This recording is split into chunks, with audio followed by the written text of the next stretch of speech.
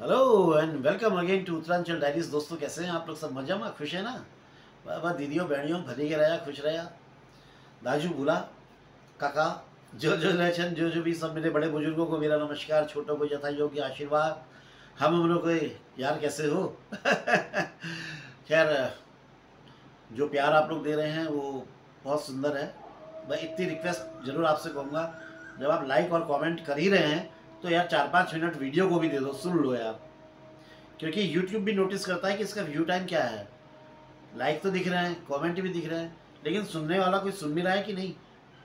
तो यार थोड़ा थोड़ा ज़रूर सुन लो यार, कम से कम 5-7-8 मिनट सुन लो, ताकि मेरे को भी ये लगे कि हाँ यार, मैं इतनी देर जो मेहनत कर रहा हूँ, कोशिश कर रहा हूँ, एक कोशिश आप लोग मेरी सफल कर रहे हैं।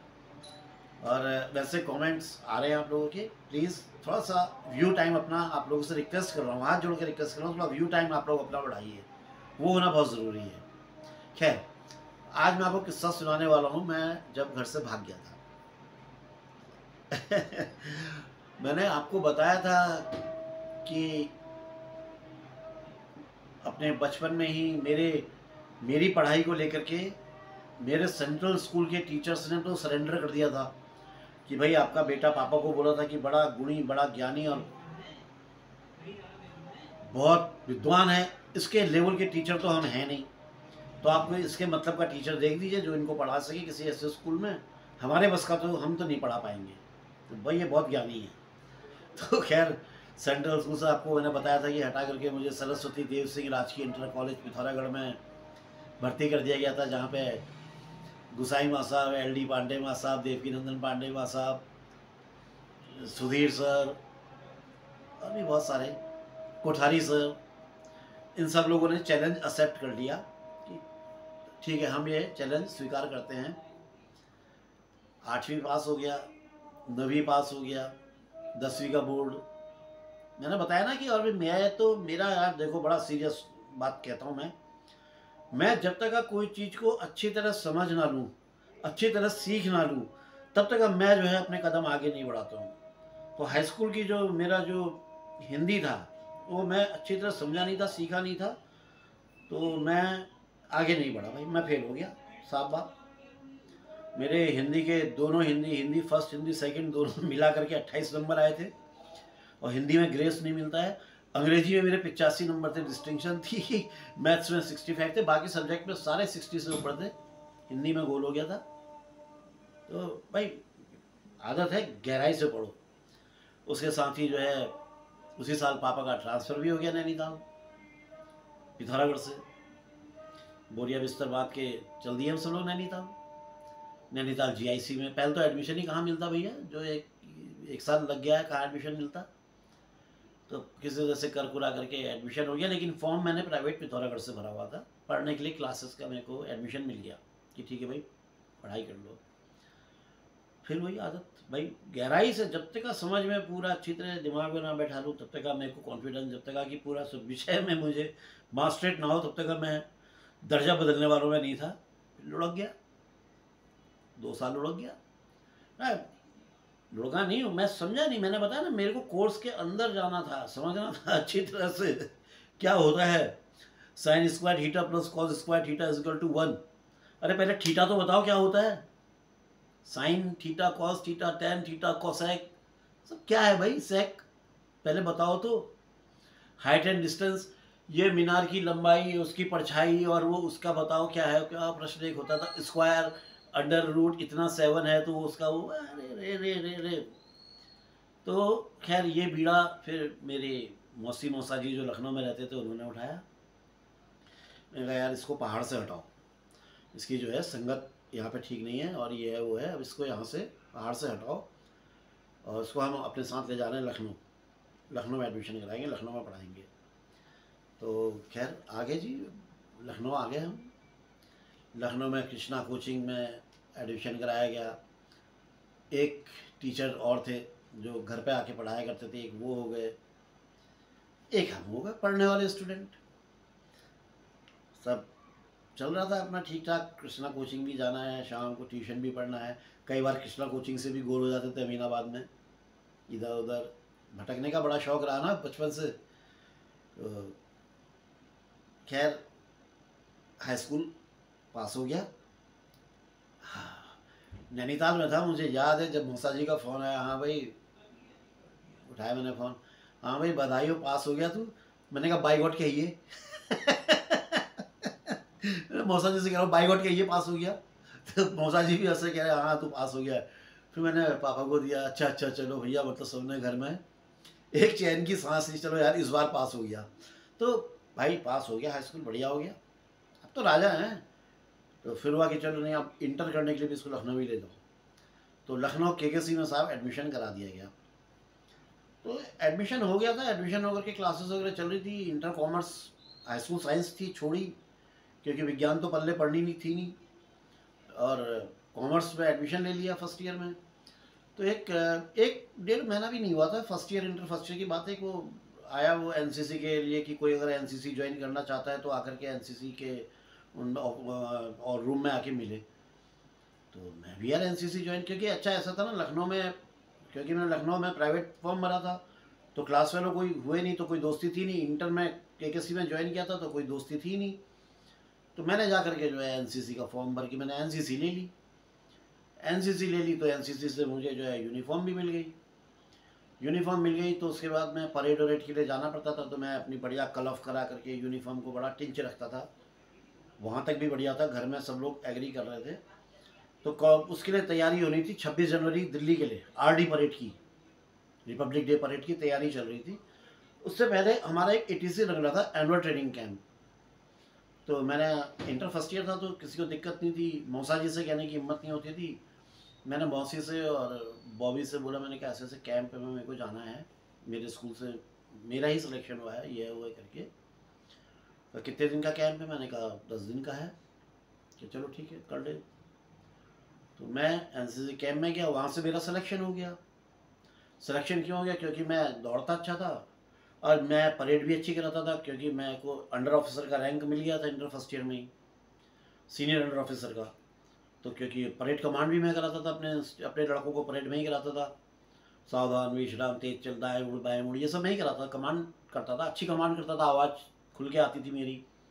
कल्चरल प्रोग्राम में मैं अच्छा था, क्योंकि इंस्ट्रूमेंट मैंने आपको बताया ना कि इंस्ट्रूमेंट माउथ ऑर्गन और सब थोड़ा यार जानता सब कुछ था, मास्टर किसी चीज़ का नहीं था, आता सब कुछ था। तो सब चीज़ों में अच्छा होने के कारण मेरा सिलेक्शन भी हो गया। अब सिलेक्शन हो गया तो क्या होता है कि भैया इससे बड़ा कंपटीशन रहता है, इसके लिए तो फिर जो है मैं ऐसे 2-3 कैंप हमारे और लगे। फिर कभी लखनऊ ये अपना पुलिस ग्राउंड में कभी परेड के लिए जाना है, कभी कहीं बूचड़ी ग्राउंड में परेड के लिए जाना है। एनडी तिवारी को गार्ड ऑफ ऑनर दिया था। मतलब बहुत एनसीसी बहुत हो गया था। फिर थोड़ा दिमाग में ये हो गया था कि एनसीसी सी सर्टिफिकेट किया जाएगा और ये करके आर्मी ज्वाइन करूँगा। प्लान कर लिया था, दिमाग अपना बना लिया था पूरा। अब प्री आरडी लगने वाला था, दिवाली के ठीक बाद लगने वाला था। तो मैं अपना कैंप करके लौटा और मैंने घर में आके बताया कि मेरा सिलेक्शन हो गया पीआरडी के लिए।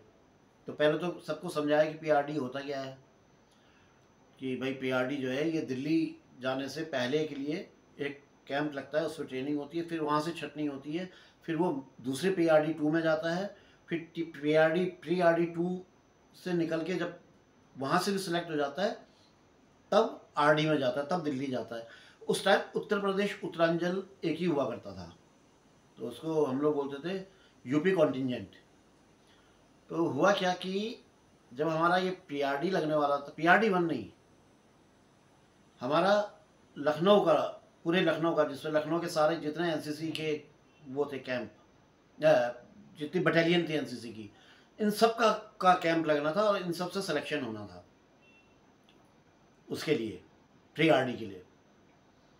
उसको कुछ कहते हैं, मैं भूल रहा हूँ यार, उस कैंप को कुछ कहते हैं, मैं अभी याद नहीं आ रहा है। तो नवोदय, नवयोग और भी जितने गर्ल्स कॉलेज हैं, प्लस जितने बॉयज़ कॉलेज हैं, डिग्री कॉलेज से लेके इंटर कॉलेज तक के, यानी कि 12th तक के, 11th-12th के ही लोग जाते हैं, वो अपर मतलब सीनियर डिवीज़न में आते हैं, उससे 10 से नीचे वाले जूनियर डिवीज़न एनसीसी में होते हैं। तो सबके बीच में कंपटीशन होना था, मतलब पूरा टफ कंपटीशन होना था।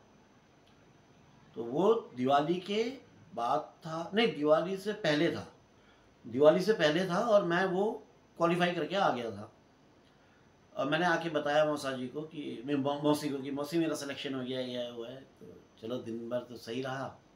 सुबह सुबह घर पहुंचा था मैं कैंप से ख़त्म होकर के, और